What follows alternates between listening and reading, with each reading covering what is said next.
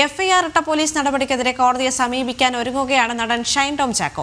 FIR റദ്ദാക്കാനുള്ള സാധ്യത തേടി ഷൈൻ അഭിഭാഷകരെ സമീപിച്ചു. ദുർബലമായ എഫ്ഐആർ ആണ് പോലീസ് ചുമത്തിയതെന്ന് ഷൈനിന് നിയമോപദേശം ലഭിച്ചതിന്റെ അടിസ്ഥാനത്തിലാണ് പുതിയ നീക്കം. ജിജീഷ് കരുണാകരൻ ചേരുന്ന വിവരങ്ങളുമായി. ജിജീഷ്, ഇനി കോടതിയിലേക്ക് എത്താനുള്ള വഴികളാണ് ഇപ്പോൾ നടൻ തേടിക്കൊണ്ടിരിക്കുന്നത്. ദുർബലമായ എഫ്ഐആർ ആണ് നിലവിൽ ചുമത്തിയിരിക്കുന്നത് എന്നാണ് അറിയാൻ സാധിക്കുന്നത്. അതുകൊണ്ട് തന്നെ കൂടുതൽ എളുപ്പമായി തന്നെ കാര്യങ്ങൾ മുന്നോട്ട് നീക്കാൻ സാധിക്കുമെന്ന വിശ്വാസത്തിൽ ഏറ്റവും പെട്ടെന്ന് തന്നെ കോടതിയെ സമീപിക്കാനുള്ള നീക്കത്തിലാണ് അദ്ദേഹം, അല്ലേ?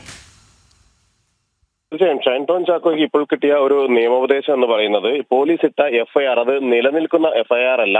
ഷൈൻ ടോമിനെതിരായ കുറ്റങ്ങൾ ചുമത്തിയിരിക്കുന്ന കുറ്റങ്ങൾ അത് തെളിയിക്കാൻ പോലീസിന് കഴിയുന്നതല്ല. ചില മൊഴികളുടെ അടിസ്ഥാനത്തിൽ എന്ന് പറഞ്ഞാണ് എഫ്ഐആർ തയ്യാറാക്കിയിരിക്കുന്നത്. എന്നാൽ അനുബന്ധമായ തെളിവുകളൊന്നും ഇതുമായി ബന്ധപ്പെട്ട് അന്വേഷണ സംഘം ശേഖരിച്ചിട്ടില്ല.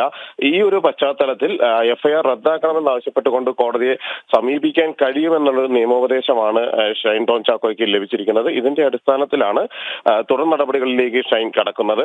ഈ ഒരു എഫ്ഐആർ റദ്ദാക്കണം, പോലീസ് നിലവിൽ രജിസ്റ്റർ ചെയ്തിരിക്കുന്ന എഫ്ഐആർ നിലനിൽക്കുന്നതല്ല എന്ന് ചൂണ്ടിക്കാണിച്ചുകൊണ്ട് കോടതിയെ സമീപിക്കുന്ന ഒരു നടപടിയിലേക്കായിരിക്കും ഷൈൻ കടക്കുക. കാരണം ഇതിനെ നിയമപരമായി എങ്ങനെ നേരിടാം എന്നത് തന്നെയാണ് ഷൈൻ പ്രധാനമായും ആലോചിക്കുന്നത്. നിയമനീക്കങ്ങളിലൂടെ തുടരന്വേഷണത്തെ അല്ലെങ്കിൽ അന്വേഷണ സാധ്യതകളെ ഇല്ലാതാക്കാനുള്ള ശ്രമങ്ങൾ തന്നെയാണ് ഷൈൻ ടോം ചാക്കോയുടെ ഭാഗത്തു നിന്ന് ഉണ്ടാവുകയും ചെയ്തിരിക്കുന്നത്.